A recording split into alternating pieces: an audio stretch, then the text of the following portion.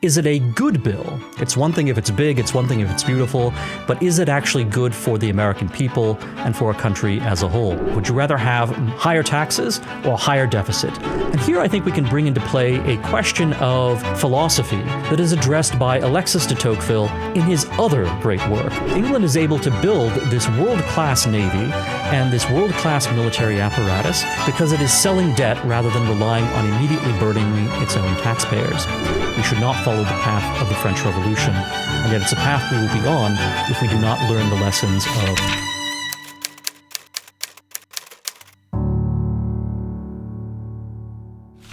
The month of July kicked off with a great battle in Congress over the big, beautiful bill, and President Trump and the Republicans in the House and the Senate succeeded in passing this massive package of tax cuts, reductions to the welfare state, and some new spending on border control and on defense, as well as a number of other provisions. This is a very large piece of legislation. It runs to 800 or 900 pages. There are all sorts of provisions within it, but there are really three main components. And it's worth doing a little bit of legislative analysis, applying conservative philosophy to the three main components of this big, beautiful bill. President Trump himself christened it the big, beautiful bill, but we might very well ask, is it a good bill? It's one thing if it's big, it's one thing if it's beautiful, but is it actually good for the American people and for a country as a whole? Hi, I'm Dan McCarthy, the editor of Modern Age, a conservative review. Modern Age is a publication that goes all the way back to 1957 and was founded by one of the founding fathers of the post-war conservative movement, namely Russell Kirk. Modern Age is available every 3 months in print. We've had a quarterly publication going back all the way to the 1950s, but we also now have modernagejournal.com. That is our website where you can find insightful articles every weekday, modernagejournal.com. Well, the three major components of the big, beautiful bill will maybe start off with the smallest of the three, and that is the new spending, which is most significant with respect to border control and to military appropriations. Border control is something, obviously, that is a top priority for conservatives and for the Republican Party right now. So it stands to reason that there would be new funding for our borders, for building a wall, for making sure that we have good funding for our immigration and customs enforcement agents. And a number of critiques that have come, have faced this big, beautiful bill have come from libertarians and from liberals and Democrats who've been saying, well, look, this is going to make immigration and customs enforcement, it's going to make border control one of the biggest law enforcement agencies, if not the very biggest, within the federal government. Conservatives, I think, however, looking at this, would say to themselves, that's appropriate. What could be more important than defending our own borders, defending our own country? This, in fact, is one of the reasons we have a federal government in the first place. Then there is the expansion of defense spending. And of course, defense really means spending that is looking towards foreign conflicts rather than the protection of our own borders. The new defense spending is particularly focused on rebuilding the American defense industrial base and replenishing America's arsenal in light of the arms and resources that we've provided to Israel and to Ukraine and to a number of other allies in the most recent number of conflicts, whether it's Israel's war with Iran or whether it's Ukraine's war with Russia. We've given a lot of American arms to allies, and as a result, we have a somewhat depleted arsenal ourselves. This bill is trying to replace some of those weapons that have been given to allies. It's trying to replenish our stocks, and it's trying to rebuild the industrial base that allows us to create more shipbuilding, for example, and other necessary pieces of military equipment. Now, the criticism that conservatives should, however, keep in mind with respect to the new military spending in the big, beautiful bill is that the Pentagon does not get audited. It has not passed a financial audit ever. And as a result, when we give more funding to the Pentagon, when we give more funding to the military, we aren't necessarily getting more and better defense.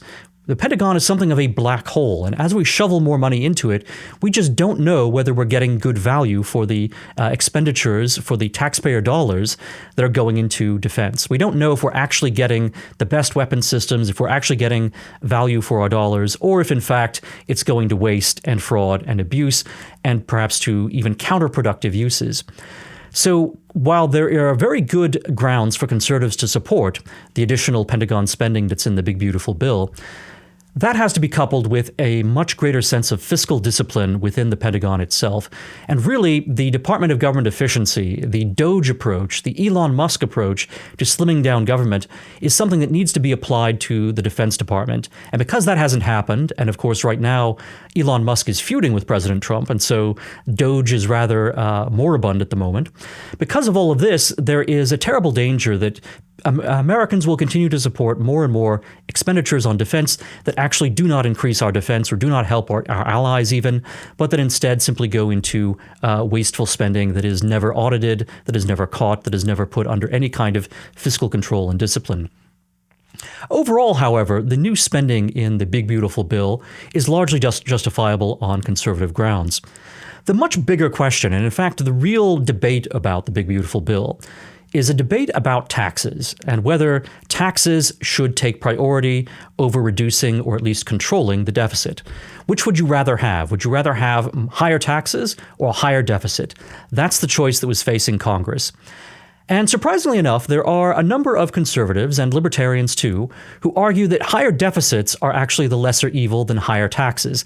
They would rather raise taxes than raise the government's debt limit and raise the amount of the deficit that is happening year by year and that ultimately is adding to a federal debt that is now, many, many trillions.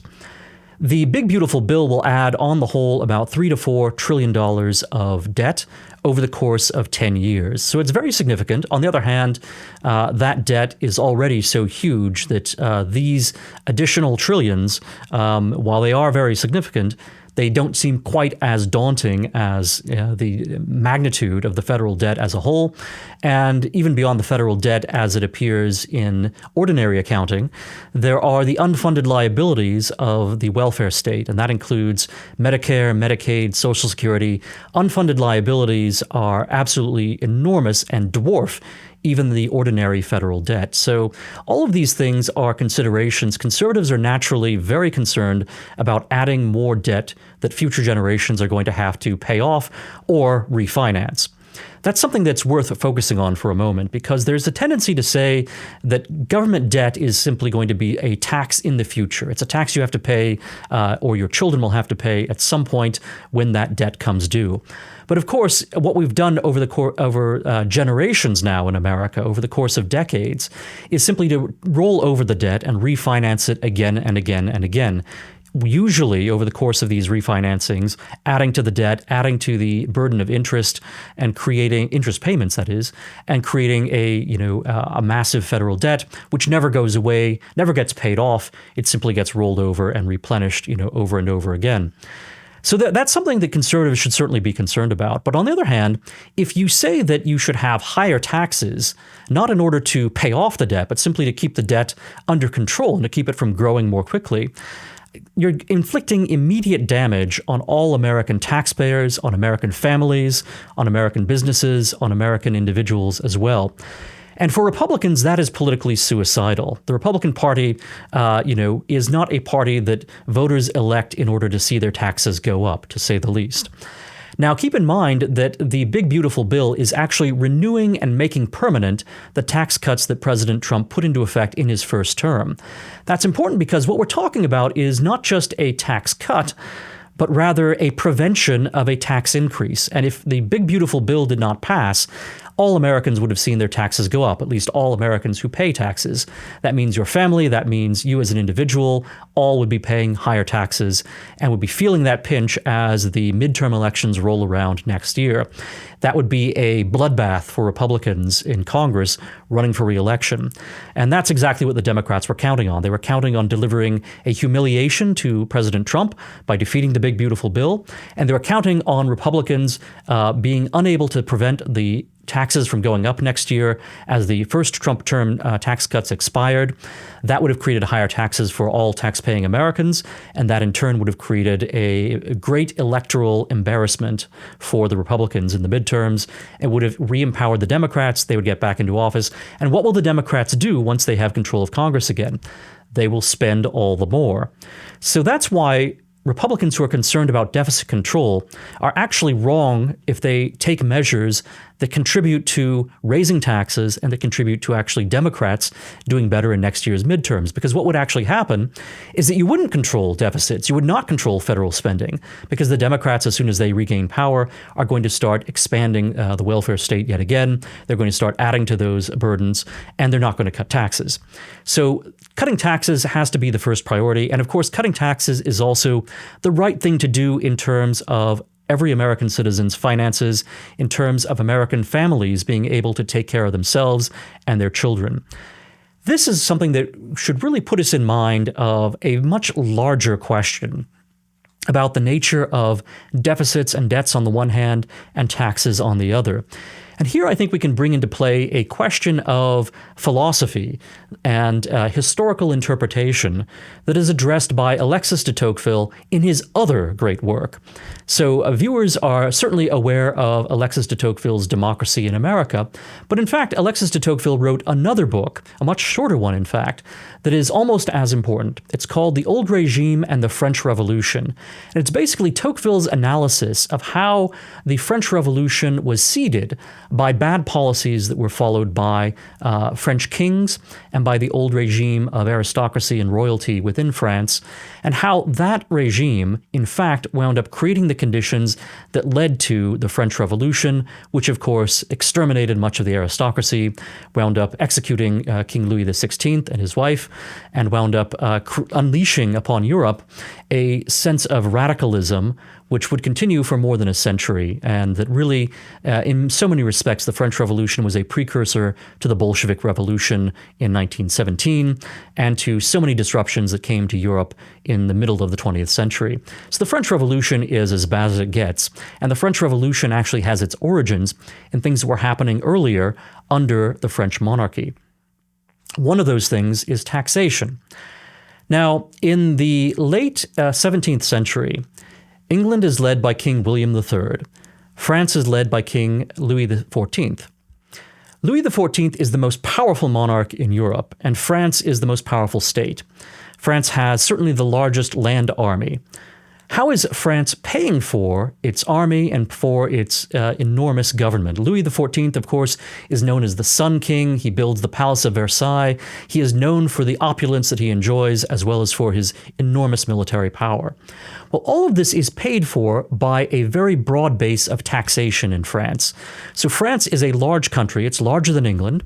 It has a larger population than England has.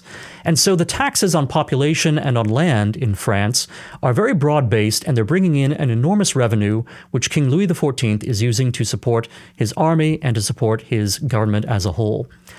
Now, England, because it is a much smaller country, as it gets into a war with France, and in fact, France and England are fighting a whole series of wars, both during this time and then afterwards as well, England has to turn to some other form of finance because it's a smaller country. It can't possibly put as much tax on land itself. It can't possibly put as much tax on the mass population base, simply because there isn't as much population, and therefore England was not going to gain as much revenue unless it imposed higher taxes, which of course the English commoners would really, really hate. I mean, you would have had a tremendous amount of animosity towards King William III if he tried to tax Englishmen as highly as the French taxed the Frenchmen, and if he tried to tax Englishmen even more highly than the French taxed the Frenchmen, there would have been conditions for revolt. So William III doesn't do that. William III, in fact, has some very intelligent ministers who advise him to do what another, even smaller state does in order to finance its army and its government. That is what the Dutch, what the Netherlands are doing in order to finance their military and to finance their government. They're using state finance. They are selling government debt in order to finance their government rather than imposing immediate taxes on their people. And that's what the English wind up doing. So in order to fight wars with Louis XIV, the British, King William III, are relying upon government debt. They're going into debt, and they are able to succeed doing this. And this is an absolutely stunning upset that England does very well in the 9 Years' War and then subsequently in the War of Spanish Succession, because England is able to build this world-class navy and this world-class military apparatus, and it's able to keep its government, well-financed because it is selling debt rather than relying on immediately burdening its own taxpayers. In France, on the other hand, you have an enormous amount of popular resentment building up because these taxes are being paid by commoners. They're being paid by basically every Frenchman. Every Frenchman except, as it happens, the nobility. Now, Tocqueville tells a very interesting story in the old regime in the French Revolution about how taxation came to be something that commoners were bearing upon their backs, whereas aristocrats in France were largely exempt from taxation. What happens is this. In order to centralize his power, kings of France make the following deal with the aristocrats of France. They say to the aristocrats, look, if you will give us more power over your local territory, if you will cede the responsibilities that you have as a local nobleman to the king rather than bearing these responsibilities, these local governing responsibilities yourself, then in exchange, the king will exempt you from taxation. And the king will invite you to come and enjoy, his palace in Paris. He will invite you to enjoy the pleasures of the court and of city life in the nation's capital, and you won't have to be stuck in the hinterlands of your own province. That is a deal that the aristocrats wind up accepting. So they give up the role of acting as as judges within their own territories. They give up the role of acting as patrons of the poor, as patrons of roadworks and other kinds of infrastructure. They basically give up all of that kind of local government that they are responsible for. They instead go to the nation's capital. They're exempted from taxes. And then the king starts appointing officials to go and take the place of these nobles within the districts of France. And these royal officials will now be responsible for not only collecting taxes, which of course the king is applying now directly to the people, but also for public works. And in fact, the French even they have to pay not only monetary taxes, they're also basically liable to state conscription to work on public works. So basically, if a dam or a ditch has to be built or dug, the king and his deputies are able to conscript French commoners to go and actually do public works. This, again, is creating a sense of, first of all, dependency on a centralized administration by localities which need to have ditches dug and dams built and public sanitation taken care of. They're not looking to local government in the form of their own aristocrats. They're instead looking to the centralized government in Paris, the king's government, to take care of these needs. At the same time, they're also resentful of the enormous taxes that they have to pay to the king. And they're furthermore resentful of this now completely useless aristocracy, which is not actually taking responsibility for local government, but which now enjoys enormous privileges, including the privilege of being exempt from taxation. This is what creates the social and economic underpinnings of the French Revolution, that you have a dependency on centralized government along with a resentment of centralized government at the same time, and a very intense resentment of the aristocracy. Now, keep in mind, the commoners and the bourgeoisie, they do not have much in the way of representation in government. The government is simply the king himself and his ministers, with some degree of input from the aristocrats, whereas the people who are bearing the burden of taxation and who in fact are bearing the burden of war as well, having to fight it, they have very little say in government. They resent this, and they wind up becoming a kind of revolutionarily discontented class.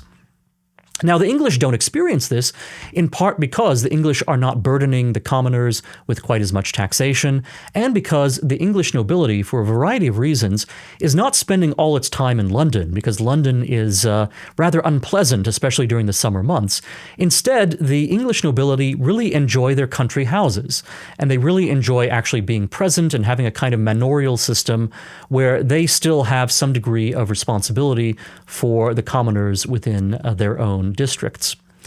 Now, Alexis de Tocqueville, when he visits America in the 19th century, is really impressed because America doesn't have a local nobility, and yet America has self-responsibility within local communities. It's coming not from a nobility, as in France, in the much older part of the French regime, and that has been lost by France over time, and not in the way that you see in England, but rather in America, self-responsibility is provided not by local aristocrats, but by local, civically minded citizens coming together in associations of all kinds in order to take care of their own local community's needs.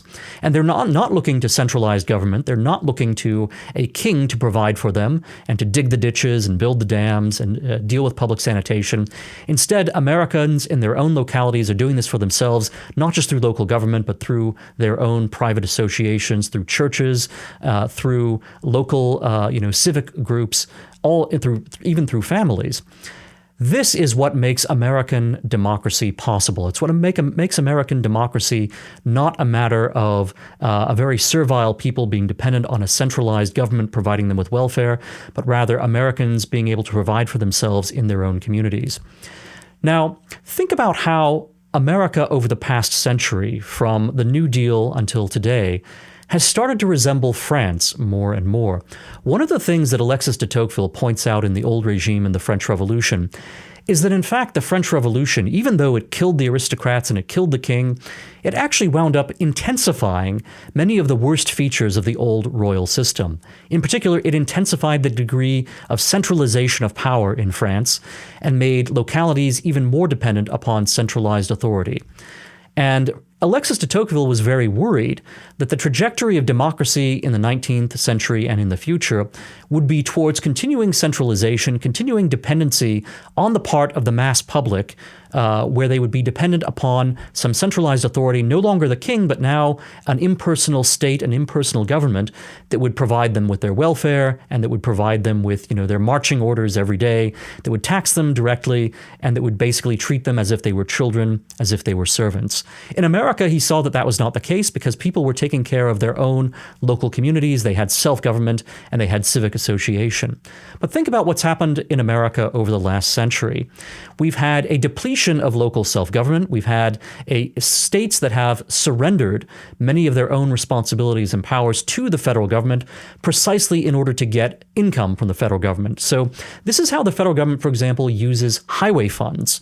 One of the restrictions that comes with the highway funds that the federal government disperses to the states is that states have to have limits regarding the age at which people can drink alcohol, for example, that are set by the federal government. So the states are surrendering a certain amount of local self-government, a certain amount of local self-responsibility to the federal government in order for the federal government to set policy, which it's doing not by imposing these policies directly on the states, but rather by bribing the states simply to give up their own self-responsibility and their own self-government.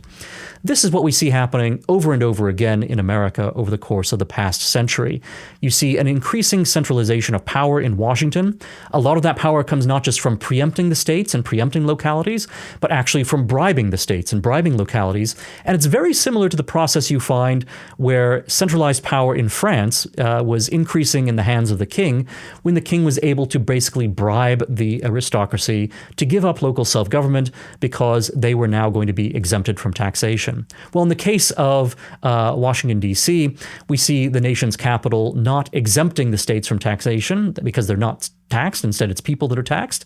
But we do see the federal government instead giving the states money, using tax money that is taken from the people and given to the states in order to control what the states are doing, in order to control their policies, in order to change their incentives and make them more compliant to centralized power. All of this is very destructive, very detrimental to the very things that Tocqueville saw in democracy in America as being essential to American self-government, essential to our own republicanism. And basically, we are trading our own patrimony and our own heritage of self-government for a system that looks more like what led to a revolutionary situation in France, and then that led, in fact, to what Tocqueville had warned would be democratic despotism, which is not simply the tyranny of the majority. It's not a large mass of democratic voters voting to take away other people's property. No, that's not what Tocqueville was most worried about. Tocqueville was most worried about a centralized government where people wouldn't even think to resist it because they were totally dependent on it not only materially but also psychologically. And they were simply incapable and had lost the local self-government, the local habits of self-government that had allowed them to be a republican people. So when we think about the questions of debt and taxation, this is one of the things that has to be thought about, as well as the question of centralization of power and spending. Conservatives who are concerned about the debt are right to be concerned about it. They're right, in fact, to be concerned not just about the burden that is being placed on future generations. They're right to be concerned about the size of government overall. And we need to see government reduced and less centralized. We need to see more self-responsibility taken within the states and by local communities and associations.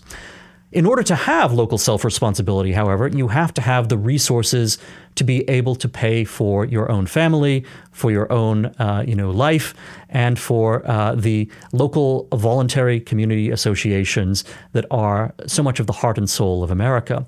In order to have those resources to take care of your local community without being dependent upon the centralized federal government, you have to have low taxes. You have to have enough of your own money that is not being taken from you by the federal government, that you're able to put your resources towards taking care of your own family, your own local community. If the money's taken away from you, centralized in Washington, D.C., if it's taxed away from you, and then returned to the states in the form of payouts from the federal government, that's going to come with strings attached that are going to take away the self-responsibility and, of course, the resources that enable self-responsibility. It's going to take all of that away from your local community, and instead it's going to put it in Washington, D.C., and then it's going to give that power back to the states with a lot of strings attached that are actually going to make states even more compliant. In other words, it is a vicious circle that totally undermines American republicanism and turns democracy into something that becomes very servile. And it's not a matter of freedom, but in fact the opposite of freedom. It makes people dependent upon centralized authority, even though that centralized authority itself only has the resources to make people dependent because it is taxing that money away from the American people. So we have to have low taxes in order to have more self-responsibility within our communities. And instead of simply saying, well, we can have big government, but we can have endless deficits to pay for it, there is a place for deficit spending and there is a place for national debt. But it should be limited precisely because we don't want to have government be too large, because we don't want to have government we don't want to have the centralized federal government be too influential upon our local communities. Otherwise, you'll get to the kind of conditions, socially speaking, that led to something like the French Revolution. And perhaps one of the reasons we have populism right now in this country that is so powerful is because the American people are starting to feel like the French people felt under the Ancien regime. They're starting to feel as if, hey, we pay an enormous amount of taxes to Washington, D.C. Washington, D.C., makes us dependent in many ways. We have very high expectations of government in Washington, D.C., and yet time and time again we find out that the central federal government is disappointing us.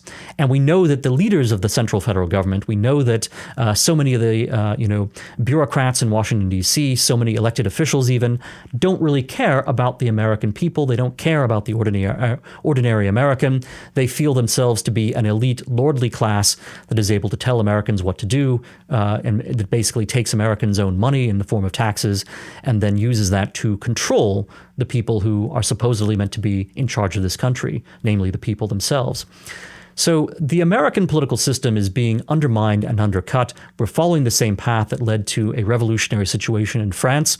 One reason we have populism right now is because the American people really don't like the federal government, and they don't like the fact that in many ways they are being made more dependent on the federal government. They're being made more dependent on Medicare and Medicaid and Social Security. They want to resist that. They want to have more self-responsibility in their own communities. But in order to do that, they have to have their own resources that are not being taken away from them in the form of taxes. That's what makes the big, beautiful bill so important and so correct in terms of conservative philosophy. It's right to let the people retain more of their own money. It's what they earn and it's what they need in order to help their own families and their own communities. And it's also right to make sure that we do not wind up with a system in which we are prioritizing deficit reductions over tax reductions, because again, that actually is going to feed into not controlling the deficit, but empowering those who want to come to power, offering, more goodies to the American public, more benefits, more payouts. That's going to increase the deficit. It's actually going to lead to a situation in which taxes are high, government spending is high, and the deficit's high. All of that will be the kind of nightmare scenario that we would be looking at if we didn't start to put serious controls on these things. We can control taxes. That's a popular thing to do. It's much harder to control spending, but we need to keep trying that as well. And And the Republicans, such as Thomas Massey from Kentucky, who are very concerned about government spending and deficits, they're right to have that concern, but they need to be more strategic in how they go about trying to reduce government spending and reduce the deficit. They can't do it by raising taxes. They can't do it by trying to make conservatives and Republicans indifferent to whether taxes go up. That's obviously the wrong approach. Instead, they have to work with Republicans who want to reduce taxes in order to try to cut government even more. And the big beautiful bill does, in fact, reduce government by about $1 trillion. It just reduces taxes by even more than that, and therefore has a effect in expanding the deficit and the debt. Americans know, and certainly Alexis de Tocqueville, both in Democracy in America and in the old regime in the French Revolution, Americans know what it takes to keep our republic going. They know what it takes in order to sustain self-government. This is what our forefathers fought for. It was something they already had experience of when they chose to sever their relationship with Britain. We know what it takes in order to keep our republic, which Benjamin Franklin, for one, warned us would be difficult. But we are slowly being trained by Washington, D.C. and by the federal government to give up the things that we know are the practices and habits necessary to maintain our freedom. And that's leading us into absolute disaster. We should return to the philosophy that is spelled out in Democracy in America and the old regime in the French Republic, and we should look back to the way in which the British and our own American colonial forefathers and our own early Republican forebears, how all of these people were able to create a more free system as opposed to the system that was adopted by royalist France as it centralized, and then ultimately by revolutionary France as it became very radical and very centralized at the same time. That's the kind of scenario that we want to avoid. We should not follow the path of the French Revolution, and yet it's a path we will be on if we do not learn the lessons of Alexis de Tocqueville in both Democracy in America and the old regime in the French Revolution.